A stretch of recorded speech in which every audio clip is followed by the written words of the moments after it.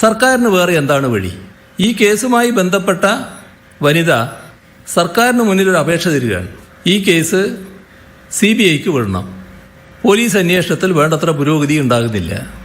സാധാരണ നിലക്കുള്ള ഒരു ഇരയുടെ പരാതിയാണത്.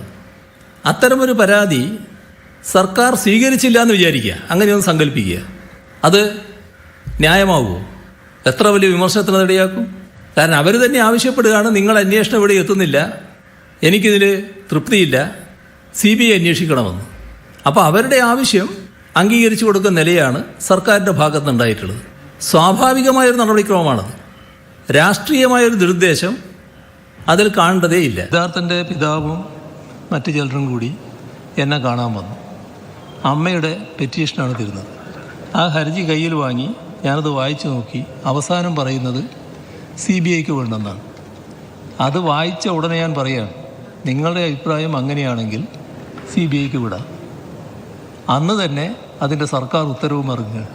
പിന്നെ ഏതാനും ഉദ്യോഗസ്ഥന്മാർ 2-3 ദിവസം വൈകിപ്പിച്ചു എന്നുള്ളതുകൊണ്ട് അതിൻ്റെ കാര്യങ്ങൾ അട്ടിമറിക്കാൻ പറ്റും. CBI അന്വേഷണമാണ് എല്ലാറ്റിൻ്റെയും അവസാനം എന്ന് പറയുന്ന വാക്ക് ഞങ്ങൾ ഒരിക്കലും അംഗീകരിച്ചില്ല. ഇന്നലെയും അംഗീകരിച്ചില്ല, ഇന്നും അംഗീകരിച്ചില്ല, നാളെയും അംഗീകരിക്കില്ല.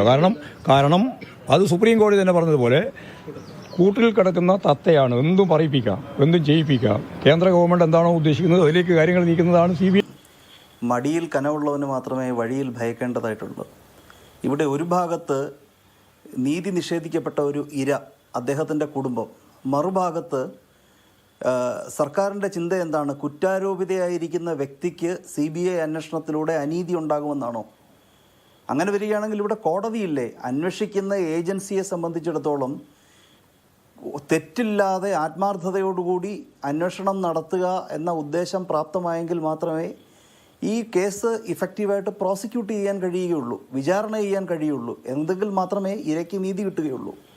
അപ്പോൾ ഇരയ്ക്ക് നീതി കിട്ടുവാൻ വേണ്ടി ഇപ്പോഴത്തെ അന്വേഷണ സംവിധാനം പ്രാപ്തമല്ല എന്ന് ബോധ്യമായതിൻ്റെ പേരിലാണ് ഇര കോടതിയെ സമീപിച്ചിരിക്കുന്നത്, അല്ലെങ്കിൽ അദ്ദേഹത്തിൻ്റെ ഭാര്യ കോടതിയെ സമീപിച്ചിരിക്കുന്നത്.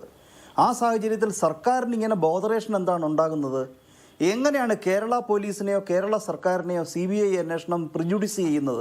അവരെ ദോഷകരമായി ഒരു രീതിയിലും ഇത് ബാധിക്കുന്നില്ല. കോടതിയെ സംബന്ധിച്ചിടത്തോളം അന്വേഷണം ഫലപ്രാപ്തിയോടുകൂടി ഇഫക്റ്റീവായിട്ടല്ല, ഫലവത്തായിട്ടല്ല നടക്കുന്നതെന്ന് കോടതിക്ക് ബോധ്യപ്പെട്ടു കഴിഞ്ഞാൽ കോടതിക്ക് CBI അന്വേഷണം ഡയറക്റ്റ് ചെയ്യാം. ഇവിടെ സർക്കാരിനെ സംബന്ധിച്ചിടത്തോളം ഇങ്ങനൊരു വിഷയത്തിൽ തങ്ങൾക്ക് മറയ്ക്കേണ്ടതായിട്ടൊന്നുമില്ല എന്ന ആ ഒരു രാഷ്ട്രീയ സത്യസന്ധത ഉയർത്തിപ്പിടിച്ചുകൊണ്ട് ഇത് CBIക്ക് വിടുകയാണ് വേണ്ടത്. ഒരു തരത്തിലും ഇത് സർക്കാരിനെ ബാധിക്കുന്നില്ല. മറിച്ചൊരു നിലപാട് കോടതിയിൽ എടുക്കുകയാണെങ്കിൽ എന്തെങ്കിലും അതിനകത്ത് വ്യക്തമായിട്ട് മറയ്ക്കാനുണ്ട് എന്നുള്ളതിൻ്റെ തെളിവല്ലേ? ഇവിടെ ഒരു കാര്യം വളരെ വ്യക്തമാണ്. ഈ വിഷയം തുടക്കം മുതൽ നിരീക്ഷിക്കുന്ന ഏതൊരു പൗരനും മനസ്സിലാക്കാൻ കഴിയുന്നത്, ഇത്തരത്തിലാണ് അന്വേഷണം മുൻപോട്ട് പോകുന്നതെങ്കിൽ ഒരു തരത്തിലും കുറ്റമറ്റ ഒരു കുറ്റപത്രം സമർപ്പിക്കുവാൻ കഴിയില്ല.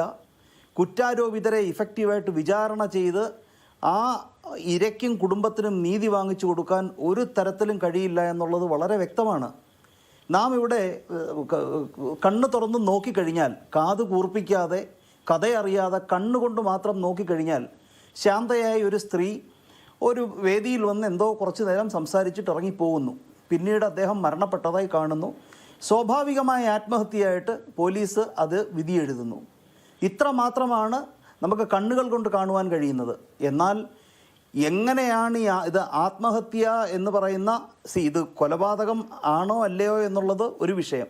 എന്നെ സംബന്ധിച്ചിടത്തോളം ഈ കേസ് കൊലപാതകമാണ് എന്ന് ഊന്നിക്കൊണ്ട് മാത്രമാണ് വാദം പോകുന്നത് എങ്കിൽ ഒരു പക്ഷേ ഈ കൊലപാതകമല്ല എന്ന ആ ഒരു നിഗമനത്തിലേക്ക് എത്തിച്ചേരുവാൻ കോടതിക്കോ അല്ലെങ്കിൽ അങ്ങനെ ഒരു നിഗമനത്തിലേക്ക് കോടതിയെ നയിക്കുവാൻ സർക്കാരിനോ കഴിഞ്ഞു കഴിഞ്ഞാൽ അവിടെ ഈ കേസിന് ഒരുപക്ഷെ വിരാമമാകും.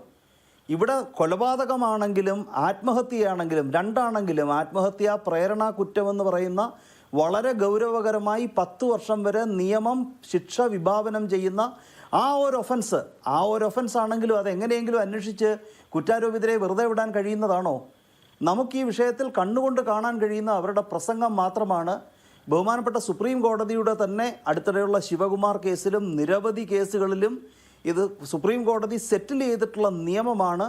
ഒരു വ്യക്തിയെ ജീവിക്കാൻ മുമ്പോട്ടൊരു വഴിയില്ല എന്ന് ബോധ്യപ്പെടുത്തി മറ്റൊരു മാർഗവുമില്ലാതെ ആത്മഹത്യയിലേക്ക് തള്ളിവിടുന്ന പ്രേരണയാണ് ആത്മഹത്യാ പ്രേരണ എന്ന് പറയുന്ന ഗൗരവകരമായ നരഹത്യയോളം ഗൗരവകരമായിട്ടുള്ള കുറ്റം. ഇവിടെ സംഭവിച്ചിരിക്കുന്നത് സുപ്രീം കോടതിയുടെ മാനദണ്ഡങ്ങൾ, ലീഗൽ പ്രിൻസിപ്പിൾസ് ഡിക്ലെയർ ചെയ്തിരിക്കുന്നത് പരിശോധിച്ചു കഴിഞ്ഞാൽ ഒരു വ്യക്തി നിരന്തരമായിട്ടുള്ള അയാളുടെ കൃത്യത്തിലൂടെയാണ് അത്തരത്തിലൊരു ആത്മഹത്യയിലേക്ക് ഈ ഇരയെ തള്ളിവിടുന്നത്. ഇവിടെ ആ കണ്ടിന്യൂസ് കോഴ്സ് ഓഫ് കോണ്ടക്റ്റ് എന്ന് പറയുന്ന ആ ഒരു സംഭവം അതൊന്നും ഇവിടെ പരിശോധിക്കപ്പെട്ടിട്ടില്ലല്ലോ. ഈ പി ദിവ്യ എന്ന് പറയുന്ന ഈ കുറ്റാരോപിത അവർ ആ പ്രസംഗം നടത്തിയിടത്ത് മാത്രം ഈ ഒഫൻസ് നിൽക്കില്ല.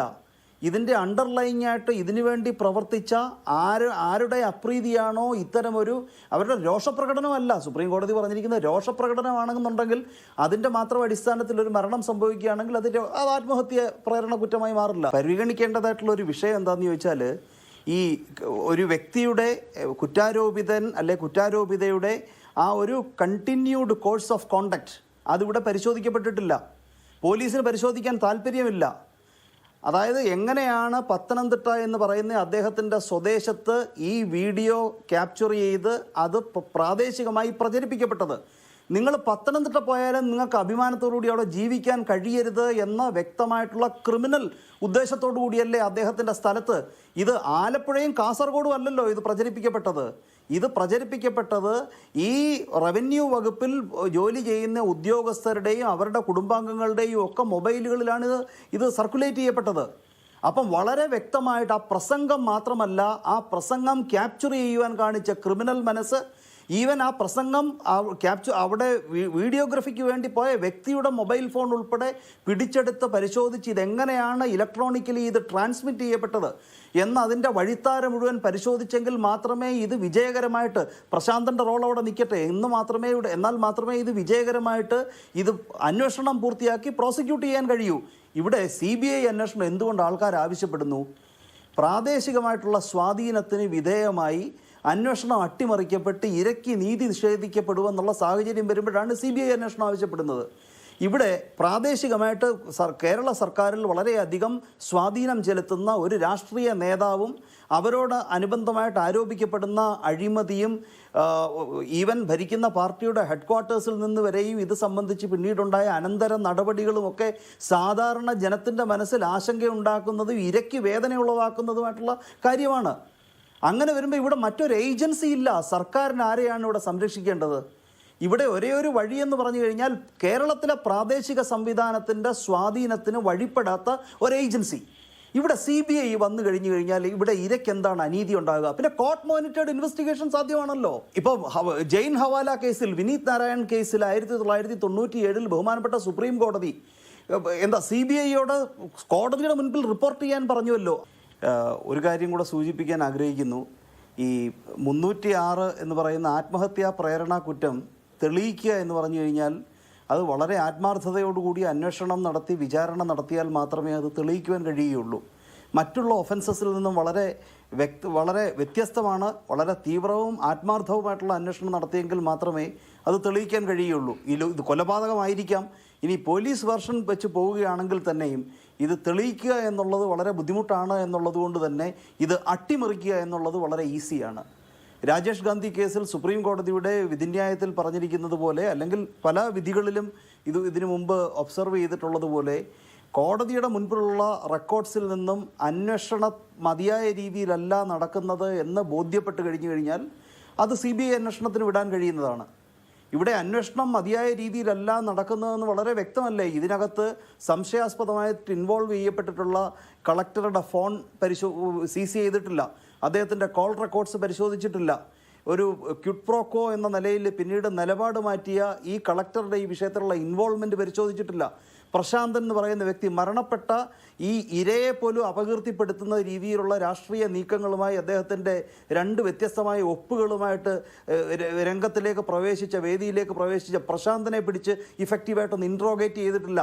പത്തനംതിട്ട ഉൾപ്പെടെയുള്ള ഈ വീഡിയോ സർക്കുലേറ്റ് ചെയ്യാൻ ആരൊക്കെയാണ് എങ്ങനെയാണ് ഇൻവോൾവ് ചെയ്തതെന്ന് പരിശോധിച്ചിട്ടില്ല. ഈ ക്യാമറയുമായി അവിടെ സ്ഥലത്ത് റെക്കോർഡ് ചെയ്യാൻ വന്നയാളെ പിടിച്ച് ഇൻട്രോഗേറ്റ് ചെയ്ത് അയാളുടെ CDR എക്സാമിൻ ചെയ്ത് ഫോൺ സീസ് ചെയ്ത് അന്വേഷണം മുമ്പോട്ട് പോയിട്ടില്ല.